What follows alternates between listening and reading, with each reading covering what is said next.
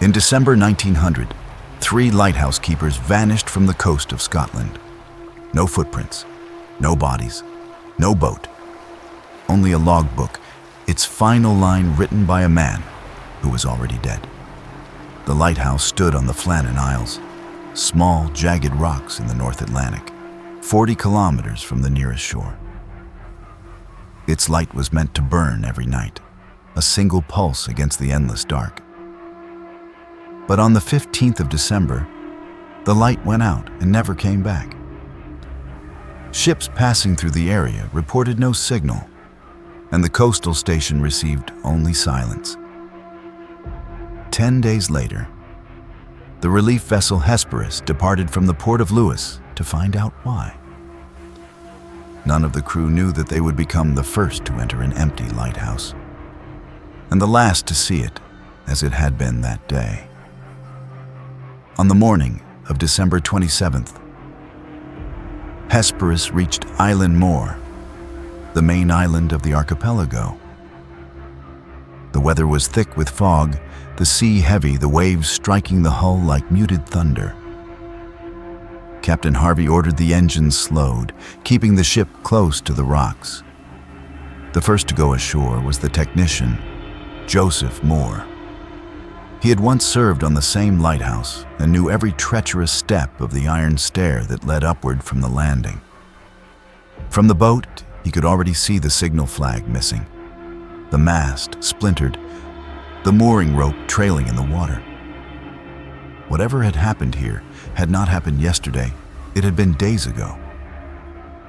When Moore climbed the stair and reached the main door, he knocked several times, calling the keepers by name. No answer. The door was locked from the inside. Circling the tower, he peered through the kitchen window. Inside, the table was set. 3 plates, a loaf of bread, 1 chair overturned. He broke the glass and stepped through. The air was dry and still. 1 oilskin coat hung neatly on the peg, the other 2 were gone. The beds were made. The lamp was full of fuel, the wick intact. The clock on the wall had stopped at 8:45. Everything looked as though the men had simply stood up and walked out. But they couldn't have, because the door was locked behind them.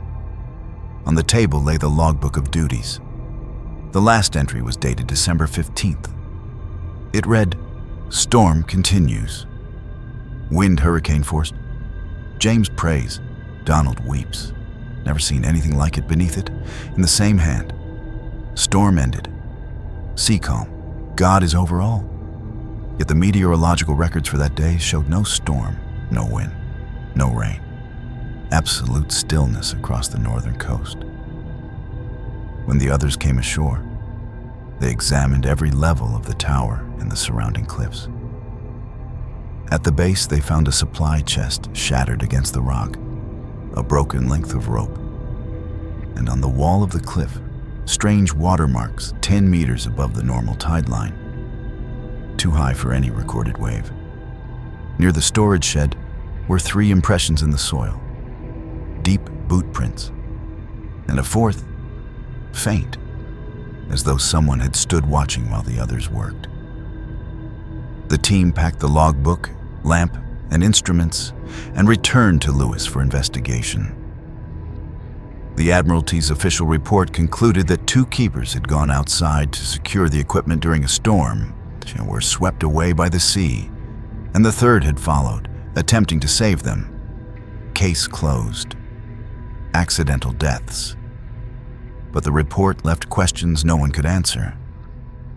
If all 3 had drowned, who locked the door from the inside? Who extinguished the light without closing the fuel valve? Moore was assigned to maintain the lighthouse temporarily until a new crew could arrive. He restarted the lamp, refilled the oil, and resumed the schedule. For 3 nights, everything functioned normally. Then, on the 4th, he wrote that he woke to footsteps on the spiral stair. When he checked, the tower was empty. At dawn, he found fresh footprints by the door, 3 sets leading from the tower toward the sea. The door was locked, On the table lay the logbook, open to the last page. A new line had been added. He calls by name. The handwriting matched that of the principal keeper, Thomas Marshall. That page was later removed from the archives. It does not appear in the official version of the investigation.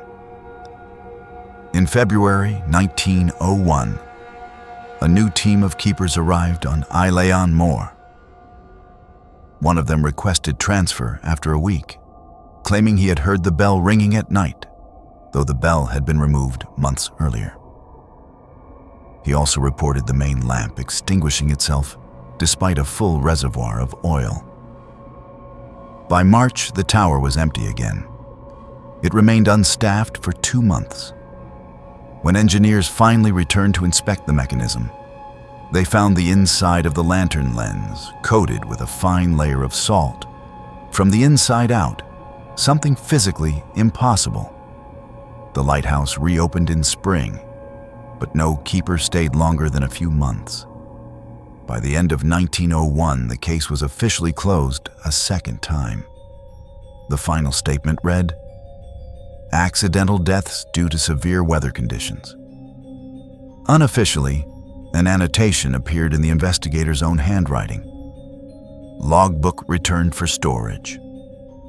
Last entry dated December 26th, the day the lighthouse was found unoccupied. That entry still exists.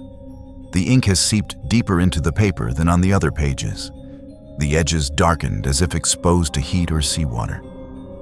It contains only one line. "They came when the sea was calm." No names, no explanation. Yet the 3 signatures at the bottom are the same as those written before the men disappeared. The Eilean Mòr lighthouse continued operating for another 40 years. In 1941, it was fully automated and abandoned. Since then, it has remained silent. Every December, the light ignites by itself, once a year for 1 minute, and fades at exactly 8:45. More than 40 years after the disappearance of the 3 keepers, the Flannan Isles Lighthouse was converted to full automation. Few people set foot there anymore. Only engineers, naval inspectors, and technicians. The tower remained intact, clean, perfectly functional, but lifeless. In 1955, a restoration team from Edinburgh received permission to conduct a full inspection before sealing the structure permanently. The expedition was led by Dr. Robert Farquhar, a maritime historian known for his obsession with the Flannan case. He brought a small group of students with him, unaware that they would uncover not only what the investigation had concealed, but what perhaps should have stayed buried. The tower's interior looked untouched by time. The walls were dry, the metal clean, the glass still clear. But inside hung a faint smell that should not exist in an abandoned place, a mixture of salt, rust, and something organic, almost sweet. On the upper level, behind the Fresnel lens, Farquhar noticed a panel in the wall, painted over long ago. It did not appear in any of the architectural plans. When they chipped away the paint, they discovered a small compartment, sealed with a corroded lock. Once it gave way, dust poured out along with several loose pages of brittle paper. Inside the compartment was a book, the original log that the archives had marked as lost. Most entries were identical to the published version, but the final pages were different. The paper was thicker, the ink darker, the handwriting trembling as though written by an unsteady hand. The date, December 26th. The content, nothing like what had been reported. There were no storms, no prayers, no calm seas, only short, broken sentences repeating over and over, each one sounding more desperate than the last. He calls us by our names. First at the door, then inside. We sealed him, but he stayed. And the final line, sea calm. He is beneath Farquhar dismissed it at first as delusion, a product of isolation and psychological breakdown, the kind that plagues men trapped for months between wind and sea.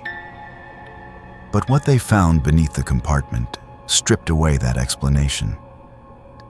Hidden under the wooden floorboards was a hollow space lined with scorched metal. Inside lay the remnants of what looked like a melted lamp.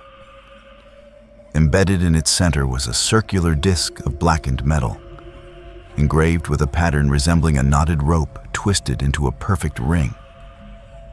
It was colder than the surrounding air, even after being exposed to light. The object was sent to Edinburgh for analysis. Weeks later, the report returned. Composition indeterminate. The alloy contained elements not listed in any known registry. The file was sealed under military classification. The members of the restoration crew were told not to speak publicly about the discovery. Within months, several of them reported strange occurrences. Wet footprints in their homes, the sound of something moving in empty rooms, the scent of salt water at night. One of the students, Douglas Keane, was found dead in his apartment. The only thing on his desk was a sheet of paper with a single sentence written in pencil. He calls again. A year later, Dr. Farquhar returned to Eilean Mòr alone. He filed no permits, no travel notice. For 3 days, the lighthouse monitoring system recorded power fluctuations in the automated light. When a coastal patrol finally reached the island, the door was open, the rooms empty. On the table lay the same recovered journal. The ink on the final line was still wet. They came when the sea was calm. After that, the lighthouse was permanently decommissioned. Access to the Flannan Isles was restricted. The official reason stated, structural instability and hazardous terrain. Unofficially, a quiet order circulated among the coastal stations.